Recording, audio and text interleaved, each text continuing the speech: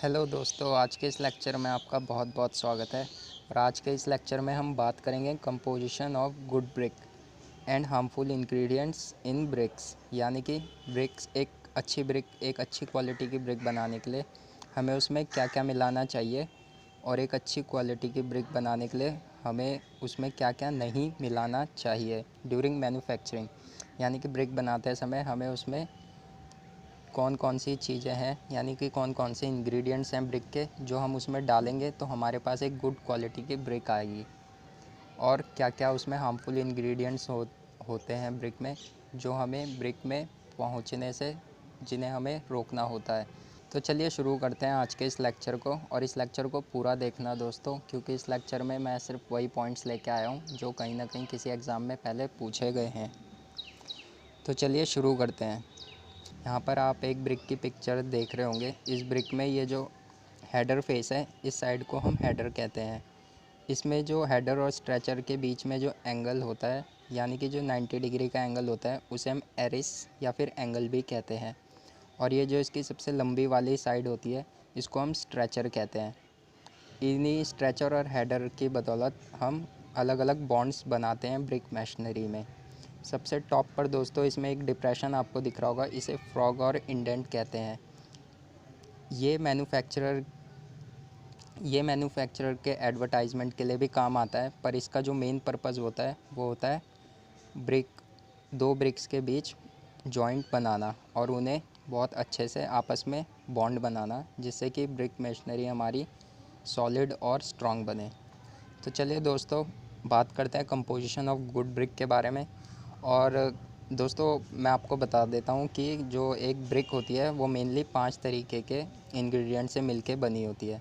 तो उसकी मैं आपको पहले ट्रिक बता देता हूँ कि आपको वो सीरियल वाइज कैसे इंग्रेडिएंट्स आपको याद करने हैं। तो आपको एक सिंपल सी एक ट्रिक बताता हूँ। आपको याद करना है सलीम, यानी कि SALIM। एस से हमारा सिलिका हो जाएगा, ए से हमारा एलुमिना हो जाएगा, एल से हमारा लाइम, आई से हमारा आयरन ऑक्साइड एंड एम से हमारा मैग्नीशिया। तो दोस्तों इस ट्रिक को आप याद रखिए। सलीम से हमें पता चल जाएगा कि एक अच्छी ब्रिक में कौन कौन से इंग्रेडिएंट्स होते हैं। आप इसकी परसेंटेज याद कर लीजिएगा। सिलिका, ये हमारी ब्रिक में 50 to 60% होता है। इसका काम ब्रिक को प्लास्टिसिटी प्रोवाइड करवाने का होता है, ताकि हम ब्रिक को इजीली किसी भी शेप में, जिस शेप की हमें ब्रिक चाहिए उस शेप में हम उसे मोल्ड कर सकें। ये ब्रिक को क्रैकिंग, श्रिंकेज और वार्पिंग से भी बचाता है। ये ब्रिक को ड्यूरेबल भी बनाता है, यानी लंबे समय तक ब्रिक चले, ये उसमें भी ब्रिक को मदद करता है। Silica is act as cohesive material between particles of brick. Silica एक कोहेसिव मटेरियल की तरह बिहेव करता है, यानी कि दो सिमिलर पार्टिकल्स को आपस में चिपकाने का एक काम करता है, जो कि ब्रिक्स के पार्टिकल्स होते हैं। जब सिलिका एक्सेस में हो जाए हमारी ब्रिक में, तो ये क्या करता है, ये हमारा ब्रिक में जो कोहेजन होता है उसको तोड़ देता है। यानी कि हमारे जो ब्रिक के जो पार्टिकल्स होते हैं वो आपस में चिपकना बंद कर देते हैं, यानी या फिर कम हो जाते हैं, जिससे कि हमारी जो ब्रिक होती है वो ब्रिटल बन जाती है। ब्रिटल यानी जो चीज़ कोई बहुत ही आसानी से टूट जाए, एक सडन लोड लगाने पे वो टूट जाए, तो हमारी ब्रिक को ये ब्रिटल बनाता है। सेकंड जो इसमें नेक्स्ट हमारे पास आता है एलुमिना। 20 to 30% ये हमारी ब्रिक में मौजूद होता है।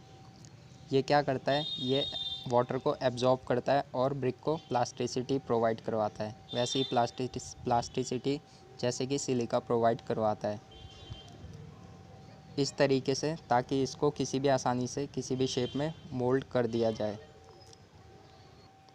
थर्ड हमारे पास आता है लाइम। लाइम दोस्तों बहुत ही स्मॉल क्वांटिटी में हम ब्रिक में मिलाते हैं। ये लगभग 10% के बराबर होता है हमारी ब्रिक में। लाइम हमारी ब्रिक में एक्सेस में हो जाए तो ये क्या करेगा, जब ब्रिक को हम भट्टी में जला रहे होंगे तो ये क्या करेगा, ब्रिक को मेल्ट करना शुरू कर देगा, यानी कि ब्रिक अपना जो शेप होगी वो लूज़ करना स्टार्ट कर देगी। फोर्थ हमारे पास आता है आयरन ऑक्साइड। ये लगभग 7% हमारी ब्रिक में मौजूद होता है। इसका काम होता है ब्रिक को रेड कलर प्रोवाइड करवाना। अगर आयरन ऑक्साइड एक्सेस में हो जाए हमारी ब्रिक में, तो ये इसका कलर चेंज कर देगा, किससे, रेड से डार्क ब्लू में कन्वर्ट हो जाएगा।